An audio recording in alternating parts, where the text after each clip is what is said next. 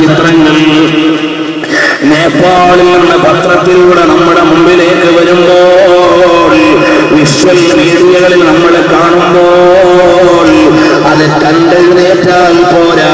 അല്ലാഹു സുബ്ഹാനഹു വ തആല പറഞ്ഞിട്ടുണ്ട്, യന്ന റബ്ബക ഔഹാ ലഹാ. അല്ലാഹുവിന്റെ ഓർഡർ വന്നാൽ അത് മാറ്റാൻ ആർക്കും സാധ്യമല്ല.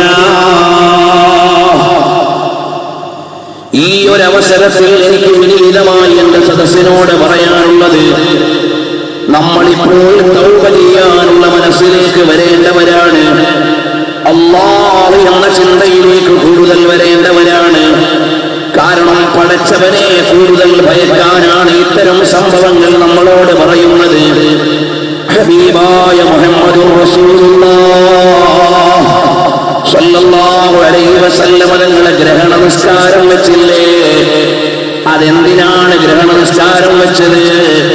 പ്രാപഞ്ചികമായ ഒരു ഘടനയിൽ ചെറിയൊരു മാറ്റം വരുമ്പോൾ, സൂര്യഗ്രഹണമോ ചന്ദ്രഗ്രഹണമോ വന്നാൽ അത് കഴിയുന്നത് വരെ നബി സല്ലല്ലാഹു അലൈഹി വസല്ലം തങ്ങൾ സീരിയസായ നിസ്കാരത്തിലാണ്. അവിടുന്ന് ബേജാറ് സംഭവിച്ചതുപോലെയാണ്. കാരണം ഇതിങ്ങനെ അങ്ങ് നിന്നു പോയാൽ ലോകത്തിന്റെ ഘടന മാറിയല്ലോ.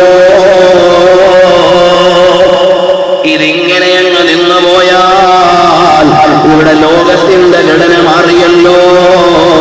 അതുകൊണ്ട് ഹബീബായ സല്ലല്ലാഹു അലൈഹി വസല്ലം തങ്ങൾ ഗ്രഹണ നിസ്കാരം നമ്മെ പഠിപ്പിച്ചു.